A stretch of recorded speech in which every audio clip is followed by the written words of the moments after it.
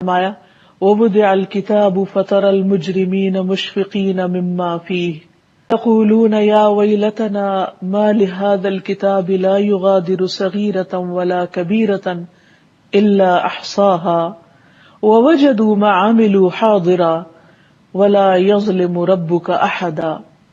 اور کتاب رکھ دی جائے گی، یعنی کتاب اعمال، پس تو مجرموں کو دیکھے گا کہ وہ اس سے ڈر رہے ہوں گے، کیونکہ اس میں ان کے تمام اعمال لکھے ہوئے ہوں گے، کچھ اس میں ہوگا اس کے کانٹینٹ کی وجہ سے، اور کہیں گے ہائے ہماری بربادی، اس کتاب کو کیا ہے، نہ اس نے کوئی چھوٹی بات چھوڑی اور نہ کوئی بڑی بات چھوڑی، مگر اس نے اسے لکھ رکھا ہے، اور انہوں نے جو کچھ کیا وہ اسے موجود پائیں گے۔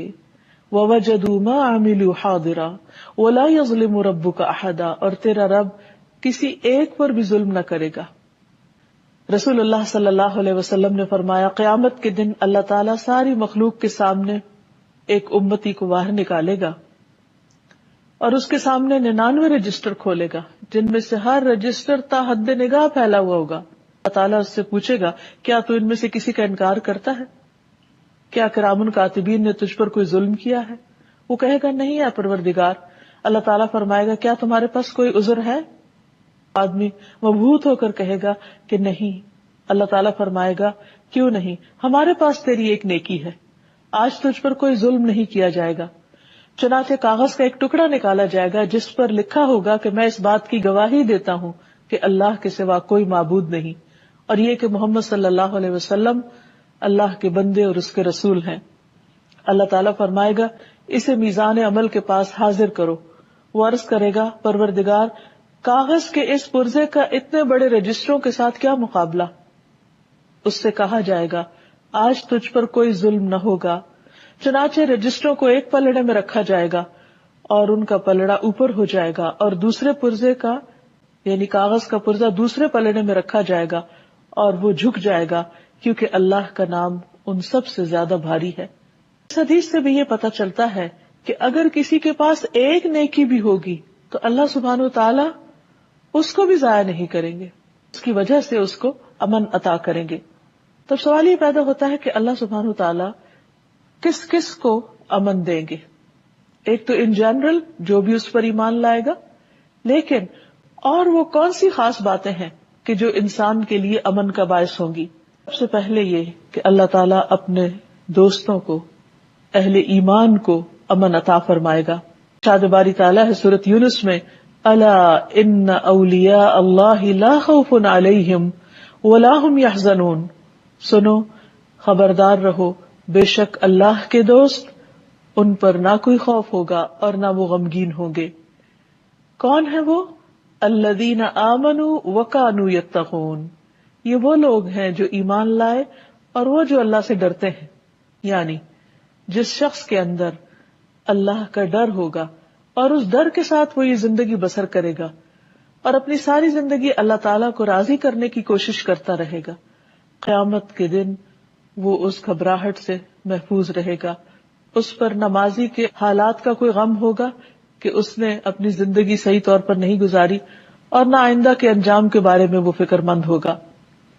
اسی طرح ایک اور آیت میں فرمایا الذین آمنوا ولم یلبسوا ایمانہم بظلم اولئک لہم الامن وہم مہتدون، وہ لوگ جو ایمان لائے اور انہوں نے اپنے ایمان کو اس بڑے ظلم کے ساتھ ملایا نہیں، یعنی شرک نہیں کیا، یہی لوگ ہیں جن کے لیے امن ہے اور وہی ہدایت پانے والے ہیں۔ یعنی اگر کوئی بھی انسان یہ چاہتا ہے کہ اپنے انجام میں پرامن رہے تو اس کے لیے ضروری ہے کہ وہ ہر طرح کا شرک چھوڑ دے، کیونکہ قرآن مجید میں آتا ہے ان الشرک لظلم عظیم، کہ شرک بہت بڑا ظلم ہے، وہ اللہ سبحانہ تعالیٰ کے حق میں کمی کرنا ہے۔ سبحانہ تعالیٰ سارے گناہ معاف کر دے گا لیکن شرک کے گناہ کو معاف نہیں کرے گا۔ تو پیچھے جس شخص کا ذکر ہو رہا تھا کہ اس کے بہت سے رجسٹر گناہوں سے بھرے ہوئے تھے، لیکن اس کے مقابلے میں وہ توحید پر قائم تھا، خالص توحید پر، کہ میں اس بات کی گواہی دیتا ہوں کہ اللہ کے سوا کوئی الہ نہیں، کوئی معبود نہیں، اور محمد صلی اللہ علیہ وسلم اللہ کے رسول ہیں۔ تو یہاں بھی ان لوگوں سے امن کا وعدہ کیا جا رہا ہے جو ایمان لا کر شرک نہ کریں۔ شرک میں اللہ سبحانہ تعالیٰ کی ذات، اس کی صفات، اس کے حقوق، اس کے اختیارات، کسی بھی چیز میں شرک کرنا اللہ تعالیٰ کو پسند نہیں۔ دنیا میں بھی اللہ سبحانہ تعالیٰ اپنے اولیاء کی، اپنے نیک بندوں کی، اپنے انبیاء کی مدد کرتا ہے۔ قرآن پاک میں آتا ہے کہ ہم اپنے پیغمبروں کی ضرور مدد کریں گے، اِنَّا لَنَنصُرُ رُسُلَنَا وَالَّذِينَ آمَنُوا، ہم یقیناً مدد کریں گے اپنے بھیجے ہوں کی، یعنی رسولوں کی، اور وہ لوگ جو ایمان لائے۔ اور ہم دیکھتے ہیں کہ کس طرح اللہ سبحانہ تعالیٰ نے نبی صلی اللہ علیہ وسلم کی ہجرت کے موقع پر، جب آپ غار ثور میں انتہائی خوف کے عالم میں تھے، کیسے آپ کی مدد کی۔ قرآن مجید میں آتا ہے کہ اِلَّا تَنْصُرُوهُ فَقَدْ نَصَرَهُ اللَّهُ، اگر تم اس کی مدد نہیں کرو گے تو اللہ تعالیٰ نے اس کی مدد کی تھی۔ اِذْ أَخْرَجَهُ الَّذِينَ كَفَرُوا، جب اس کو ان لوگوں نے نکال دیا جنہوں نے کفر کیا، ثَانِيَ اثْنَيْنِ، دو میں سے دوسرا، اِذْ هُمَا فِي الْغَارِ، جب وہ دونوں غار میں تھے، اِذْ يَقُولُ لِصَاحِبِهِ لَا تَحْزَنْ، جب وہ اپنے ساتھی سے کہہ رہے تھے، یعنی حضرت ابو بکر سے کہہ رہے تھے، نبی صلی اللہ علیہ وسلم فرما رہے تھے کہ غم نہ کرو، ان اللہ معنا، بے شک اللہ ہمارے ساتھ ہے۔ کس طرح اللہ تعالیٰ نے اس خوف کے وقت میں امن عطا کیا۔ فانزل اللہ سکینتہ علیہ، تو اللہ تعالیٰ نے ان پر اپنی سکینت نازل کی، وأیدہ بجنود لم تروہا، اور آپ کی مدد ایسے لشکروں کے ساتھ کی جو تم نہیں دیکھ سکتے تھے۔ وجعل کلمۃ الذین کفروا السفلی وکلمۃ اللہ ہی العلیٰ واللہ عزیز حکیم، اور تم دیکھو کہ کس طرح اللہ نے ان لوگوں کی بات نیچی کر دی جنہوں نے کفر کیا، اور اللہ ہی کی بات سب سے اونچی ہے، اور اللہ سب پر غالب اور کمال حکمت والا ہے۔ تمام پیغمبروں کی تاریخ بتاتی ہے کہ کس طرح اللہ سبحانہ وتعالیٰ نے انتہائی مشکل مواقع پر، انتہائی خوف کے وقت ان کی مدد کی۔ نوح علیہ السلام اور ان کے ساتھیوں کو کس طرح نجات دی، کس طرح امن دیا۔ ابراہیم علیہ السلام کہ جن کے لیے ایک بہت بڑا آگ کا الاؤ تیار کیا گیا تھا، اور ان کی قوم نے ان کو اس میں پھینک بھی دیا، تو اللہ سبحانہ وتعالیٰ نے اس بھڑکتی آگ کو کس طرح ان کے لیے گل و گلزار کر دیا۔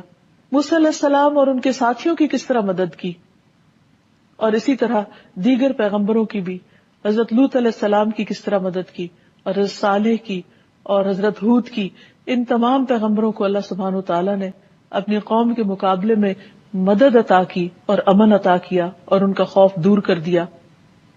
نبی صلی اللہ علیہ وسلم نے فرمایا، اللہ کے کچھ بندے، کچھ لوگ ایسے بھی ہوں گے جو نہ نبی ہوں گے نہ شہید ہوں گے، مگر قیامت کے دن اللہ کے ہاں بلند مرتبے پائیں گے، اتنے کہ انبیاء اور شہداء بھی ان پر رشک کریں گے۔ صحابہ نے عرض کیا، اے اللہ کے رسول صلی اللہ علیہ وسلم، آپ ہمیں بتائیے کہ وہ کون لوگ ہوں گے، یعنی اتنے خوش قسمت کہ جن پر انبیاء بھی رشک کرے۔ آپ نے فرمایا، یہ وہ لوگ ہوں گے جو آپس میں اللہ کی کتاب یا اللہ سے محبت کی بنا پر محبت کرتے تھے، یعنی ان کی باہم محبت اور ان کا تعلق اللہ کی کتاب کی وجہ سے تھا یا اللہ کی ذات کی وجہ سے، حالانکہ ان کا آپس میں نہ کوئی رشتہ تھا، نہ مالی لین دین تھا۔ اللہ کی قسم، ان کے چہرے پر نور ہوں گے، اس خوف اور گھبراہٹ کے دن ان کے چہرے پر نور ہوں گے، اور وہ لوگ پر نور ہوں گے۔ جب لوگ خوف زدہ ہو رہے ہوں گے تو انہیں کوئی خوف نہیں ہوگا، جب لوگ غمگین ہوں گے، غم کی گھونٹ پی رہے ہوں گے، پریشان ہو رہے ہوں گے، اس وقت انہیں کوئی غم اور پریشانی نہ ہوگی۔ پھر آپ نے یہ آیت تلاوت فرمائی، الا ان اولیاء اللہ لا خوف علیہم ولا هم يحزنون، خبردار اللہ کے دوستوں کے لیے نہ کوئی خوف ہوگا اور نہ کوئی غم۔ عام طور پر جب اولیاء کا ذکر آتا ہے تو ہمارے ذہن میں ایک خاص تصویر آتی ہے کہ شاید وہ کوئی مافوق الفطرت قسم کے انسان ہوں گے، وہ عام انسان نہیں، جبکہ یہاں اس حدیث سے ہمیں پتہ چل رہا ہے کہ یہ وہ لوگ ہوں گے جو اللہ کی خاطر ایک دوسرے سے محبت کرنے والے ہوں گے۔ ذات، رنگ، نسل، قبیلہ، تمام باقی چیزیں پیچھے رہ جائیں گی، اور صرف ایک دین کا رشتہ سب سے اہم رشتہ ہوگا، جس کی خاطر وہ ایک دوسرے کا احترام کریں گے، ایک دوسرے سے ملاقات کریں گے، ایک دوسرے پر اپنا مال خرچ کریں گے، اور ایک دوسرے کی قدردانی کریں گے۔ ایسے لوگ اللہ سبحانہ وتعالیٰ کے ہاں امن میں پرسکون جگہوں پر ہوں گے، جب ساری مخلوق پریشان حال پھر رہی ہوگی. نبی صلی اللہ علیہ وسلم ایک نوجوان کے پاس گئے جو فوت ہو رہا تھا. آپ نے فرمایا تمہارا کیا حال ہے؟ وہ بولا یا رسول اللہ میں اللہ سے مغفرت کی امید بھی رکھتا ہوں لیکن اپنے گناہوں سے بھی ڈرتا ہوں. آپ نے فرمایا دو باتیں اس وقت میں جس بندے کے دل میں جمع ہو جائیں گی یعنی امید اور ڈر تو اللہ تعالیٰ اس کو وہ دے گا جس کی اس کو امید ہوگی اور جس سے وہ ڈر رہا ہے اس سے اس کو امن دے دے گا.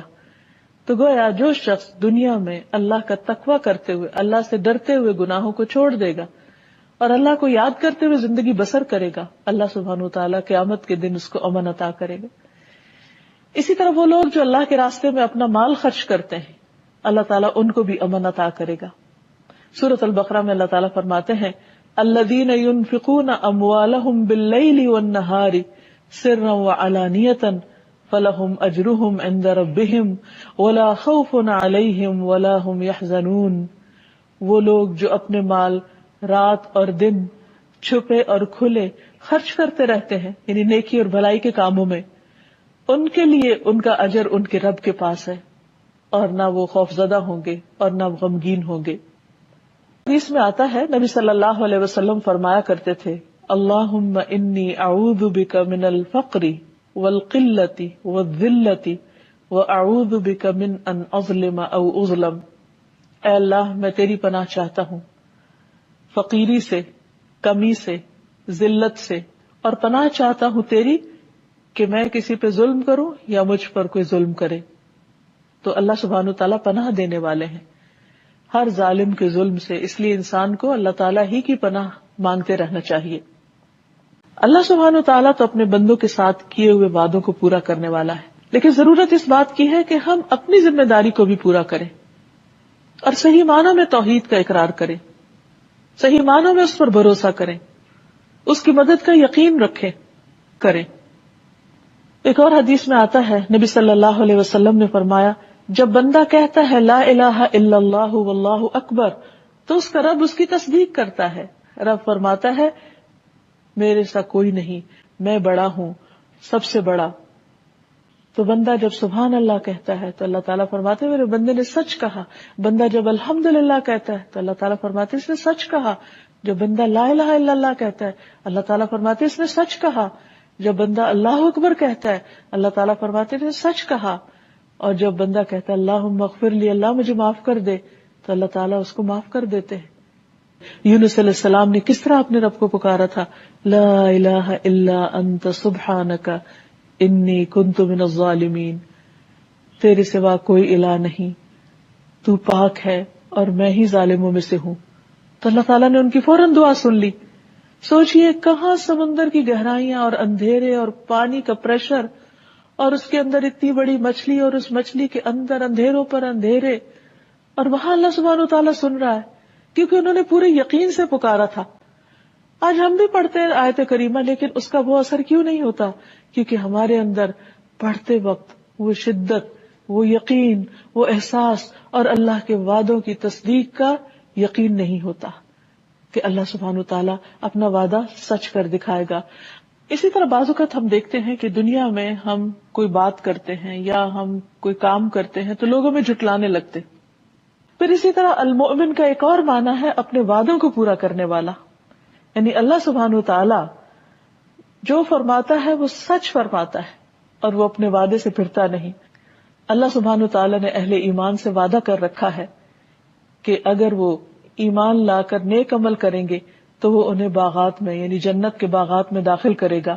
والذین آمنوا وعملوا الصالحات سندخلهم جنات تجری من تحتها الانہار خالدین فیہا ابدا وعد اللہ حقا ومن اصدق من اللہ قیلا. اور وہ لوگ جو ایمان لائے اور انہوں نے نیک اعمال کیے ان قریب ہم انہیں ایسے باغوں میں داخل کریں گے جن کے نیچے نہریں بہتی ہیں، ہمیشہ ان میں رہنے والے، ہمیشہ ہمیشہ. اللہ کا سچا وعدہ ہے اور اللہ سے زیادہ بات میں کون سچا ہو سکتا ہے. بہت دفعہ ایسا ہوتا ہے کہ جب جنت کی بات کی جاتی ہے تو لوگ ہنس پڑتے ہیں اور اس کو بس ایک خیال سمجھتے ہیں، یہ ایک خیالی دنیا سمجھتے ہیں، اور وہ کہتے ہیں کہ انجوائے کرنے کی چیز تو یہ دنیا ہے، کل کس نے دیکھی. اللہ سبحانہ و تعالیٰ نہ صرف یہ کہ آخرت کے وعدے پورے کرے گا بلکہ دنیا میں بھی اللہ تعالیٰ نے اہل ایمان سے جو وعدے کیے ہیں ان کو بھی پورا فرمائے گا.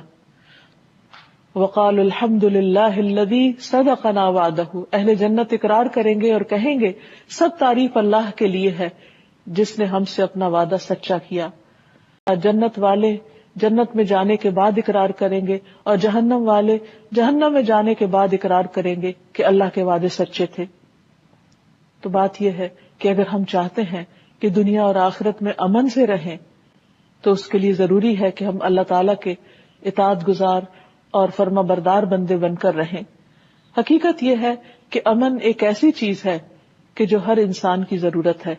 اس لیے ابراہیم علیہ السلام نے اللہ سبحانہ وتعالیٰ سے خاص دعا کی تھی جب خانہ کعبہ کی تعمیر کر لی کہ رب اجعل ھذا البلد آمنا، اے اللہ اس شہر کو امن والا بنا دے.